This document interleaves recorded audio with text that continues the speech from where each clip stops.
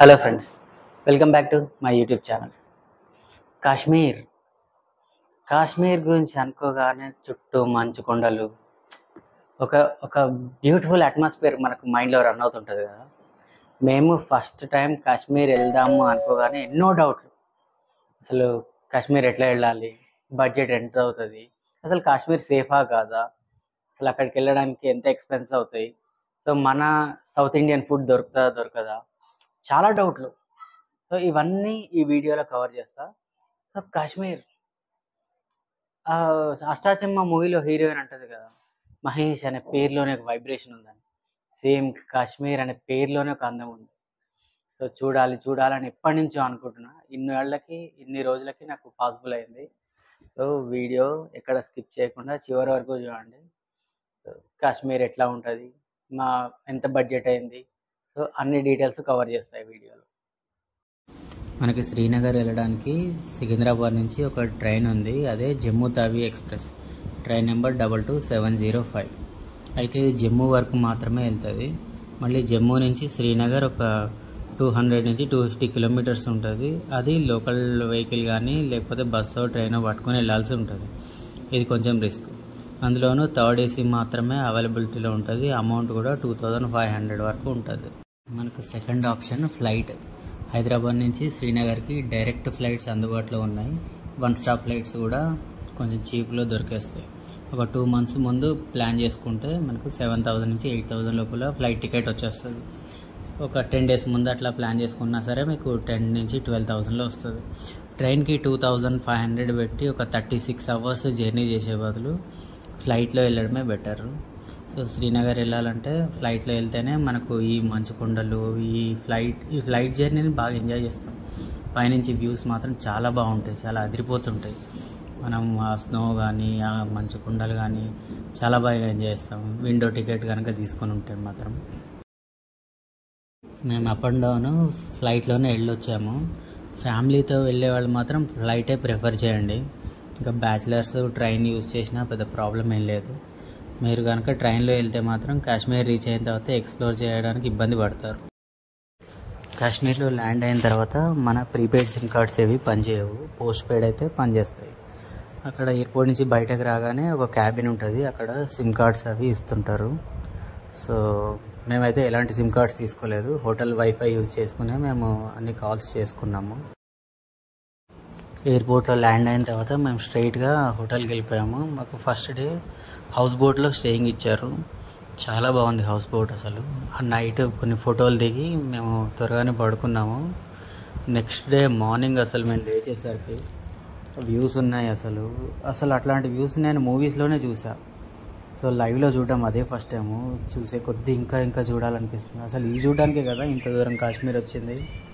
మూవీస్లో చూసినవి first time నేను లైవ్లో చూశాను. అసలు ఎంత బాగున్నాయో. అట్లా మార్నింగ్ లేచిన తర్వాత మేము ఆల్మోస్ట్ 1 hour నుంచి 2 hours వరకు ఫోటోలు చూస్తూ వీడియోలు చూస్తూ టైం స్పెండ్ చేసేసాం. అసలు టైం తెలియలేదు మాకు. మా డ్రైవర్ ఫోన్ చేసి మనం 9:30, 10 o'clock వరకు మూవ్ అవ్వాలి, బయటికి వెళ్ళిపోవాలని చెప్పేదాకా అసలు మాకు ఈ విజువల్స్ చూస్తూ అట్లా ఉండిపోయినాం. ఎంతసేపు చూసినా ఇంకా టైం తెలియలేదు. తర్వాత స్నానాలు చేసేసి ఫ్రెష్ అయిపోయి మేము బయటికి వెళ్ళేది ఉంది. మాకు 10 o'clock మాకు డ్రైవర్ వస్తాడు. వచ్చిన తర్వాత మేము లోకల్ సైట్ సీయింగ్ స్టార్ట్ చేసాం. మేము తీసుకున్న ఈ house boat peacock house boat. ఇది నగిన్ లేక్లో ఉంటుంది. జనరల్గా కాశ్మీర్లో అంటే దాల్ లేక్ ఒకటే ఉందనుకుంటారు, నగిన్ లేక్ అని ఇంకోటి కూడా ఉంటుంది. ఈ లేక్ స్పెషల్ ఏంటంటే ఇక్కడ క్రౌడ్ తక్కువ ఉంటుంది, చాలామందికి ఈ లేక్ ఉందని తెలియదు. సో హౌస్ బోట్ అనగానే దాల్ లేక్లోనే ప్రిఫర్ చేస్తారు. సో యాక్చువల్లీ నేను ఏజెంట్ త్రూ బుక్ చేశా, వాళ్ళే అనుకోకుండా నాకు ఈ లేక్లో హౌస్ బోట్ ఇచ్చారు. కానీ చాలా బాగుంది. సో విజువల్స్ మాత్రం చాలా బాగున్నాయి. దాల్ లేక్ ఉన్నంత క్రౌడ్ లేదు, క్రౌడ్ చాలా తక్కువ ఉంది. విజువల్స్ బాగున్నాయి, చాలా బాగా ఎంజాయ్ చేసాము. సో మేము మార్నింగ్ లేవగానే ఫస్ట్ స్నానాలు అవి చేసేసిన తర్వాత ఈ బోట్ అంతా తిరిగేసాం. So top to bottom. So మనకు పైన బాల్కనీ కూడా ఉంది. అలాగే ఫ్రంట్ నుంచి బ్యాక్ వరకు మొత్తం తిరిగేసాము. సో ఇది ట్విన్ షేరింగ్ హౌస్ బోట్. ఇది జనరల్గా ట్విన్ షేరింగ్ హౌస్ బోట్లు కూడా ఉంటాయి, సింగిల్ హౌస్ బోట్లు కూడా ఉంటాయి. సో మాకైతే ట్విన్ షేరింగ్ హౌస్ బోట్ ఇచ్చారు.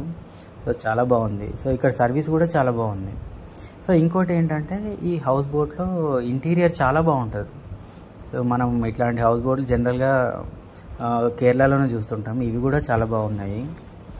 అండ్ సర్వీస్ కూడా మాత్రం చాలా బాగుంటుంది ఇక్కడ. సో మనం ఏదడినా మన బోట్లో తీసుకొచ్చి ఇస్తారు.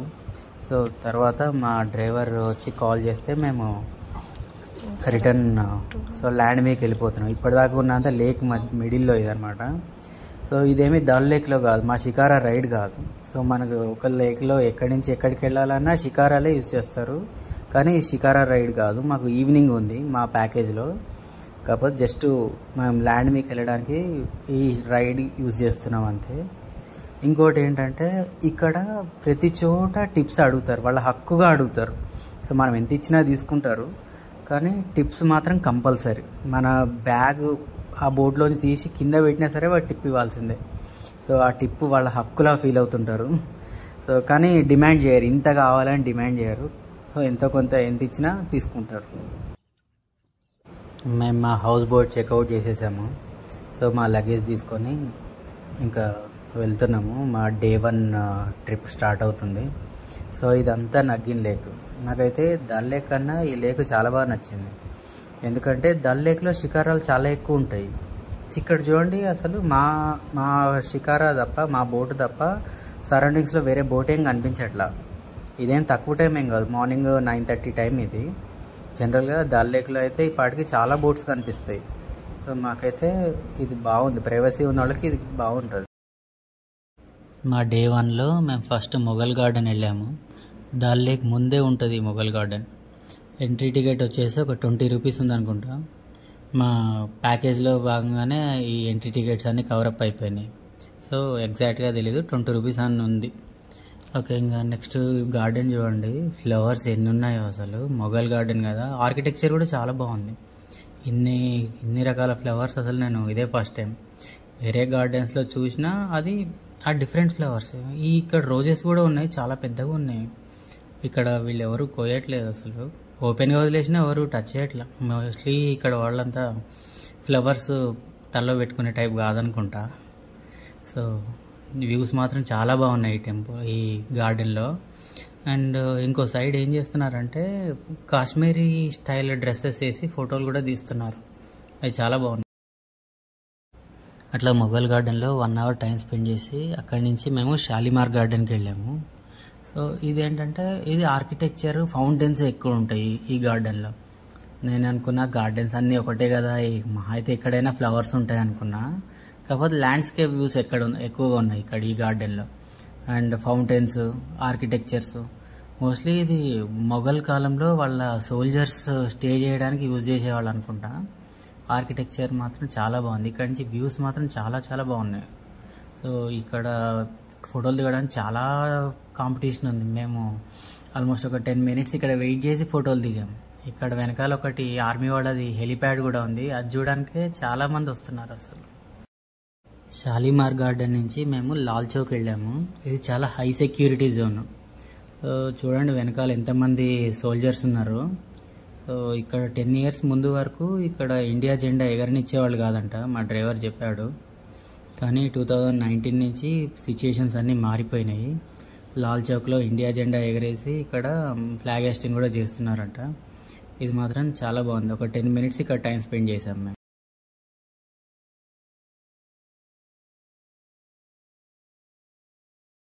ఆ తర్వాత మేము మా లంచ్ ఫినిష్ చేసుకొని శంకరాచార్య టెంపుల్కి వెళ్ళాము.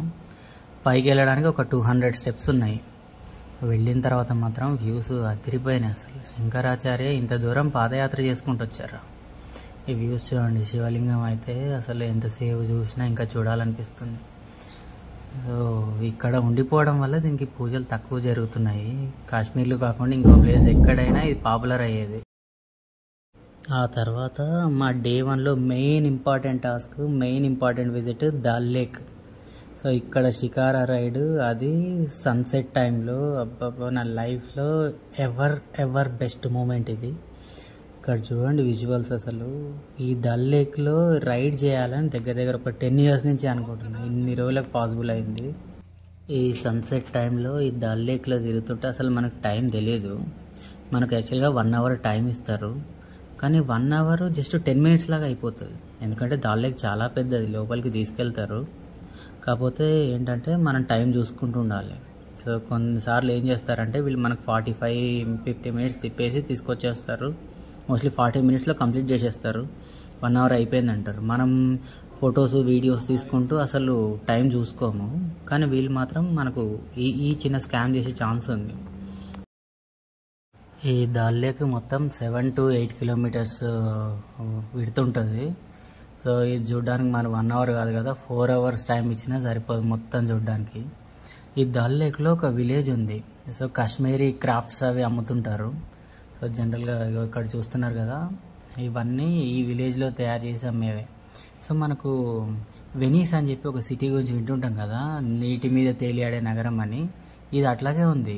సో ఈ దాల్ లేక్లో ఒక విలేజ్ ఉంది, మొత్తం అన్నీ ఇక్కడే వీళ్ళ లైఫ్ కంప్లీట్గా ఈ దాల్ లేక్లోనే ఉంటుంది. వీళ్ళు కావాల్సినవన్నీ బయట నుంచి తెచ్చుకుంటారు, ఆ క్లాత్స్ అవన్నీ ఇక్కడే తయారు చేస్తారు, ఇక్కడే అమ్ముతారు. మనకు కొంటామంటే ఇక్కడ ఈ షికారా రైడ్ చేసే వాళ్ళు వెయిట్ చేస్తారు. సో ఇది మాత్రం చాలా బాగుంది అసలు.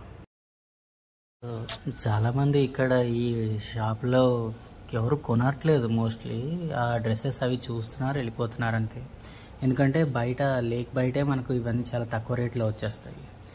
మాకైతే ప్యాకేజ్లో ఇచ్చిన 1 అవర్ సరిపోక ఎక్స్ట్రా 600 ఇచ్చి మళ్ళీ ఇంకో 1 అవర్ రైడ్ చేసాము.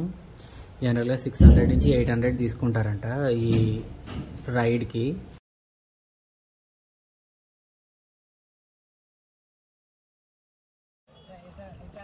आगे आगे आगे मारना है, हाँ मैंने आगे आगे, हाँ ऐसे ही. ఏంటి ఇక్కడ ఏం జరుగుతుందా అని చూస్తున్నారా? ఈ బోట్ నడిపే అతను నాకు బోట్ ఎలా నడపాలో చూపిస్తున్నాడు. అంటే వీళ్ళకి ఫోటోషూట్స్ చేసి బాగా అలవాటైపోయినట్టుంది. ఎలా ఫోజులు ఇవ్వాలి, బోట్ ఎలా నడపాలి, అట్లాగే ఫోటోషూట్ ఎలా చేసుకోవాలి, ఎలాంటి ఫోజులు ఇస్తే బాగుంటుంది అనేది మొత్తం వీళ్ళే ఇన్స్ట్రక్షన్ ఇస్తున్నారు. చాలా బాగుంది ఇది మాత్రం. అంటే మనం సపరేట్గా ఒక ఫోటో షూట్ చేసుకోవడం కోసం ఒక ఫోటోగ్రాఫర్ని హైర్ చేసుకోక్కర్లేదు. ఈ ఫొటోస్ వీడియోస్ అన్నీ మాకు ఎవరైతే బోట్ డ్రైవ్ చేస్తున్నాడో అతనే వీడియోస్ అన్నీ తీశాడు. చాలా బాగున్నాయి, బాగా ఎక్స్పీరియన్స్ వచ్చేసింది. విజువల్స్ కూడా చాలా బాగా తీస్తున్నారు. సో అట్లా మెల్లగా మా రైడ్ కంప్లీట్ చేసేసుకున్నాము. సో ఈ రైడ్ అయిపోయిన తర్వాత మెల్లగా శ్రీనగర్ సిటీలోకి ఎంటర్ అయ్యి అక్కడ కావాల్సిన షాపింగ్ అంతా చేసుకున్నాం. డ్రెస్సులు కానీ అట్లాగే డ్రై ఫ్రూట్స్ కానీ ఇంకేవైతే ఇవన్నీ బాగా దొరుకుతాయి ఇక్కడ, అవన్నీ కంప్లీట్ చేసుకుని హోటల్కి వెళ్ళిపోయాము. సో అది ఫ్రెండ్స్ మా డే 1 వీడియో. మేమైతే డే 1 ఫుల్గా ఎంజాయ్ చేసాము. సో నా డే 2 ఎక్కడికి వెళ్ళాము, ఏం చేసాము అనేది నెక్స్ట్ వీడియోలో చెప్తా. ఈ వీడియో అయితే మీకు నచ్చితే లైక్ చేయండి, షేర్ చేయండి, అట్లాగే సబ్స్క్రైబ్ చేయండి.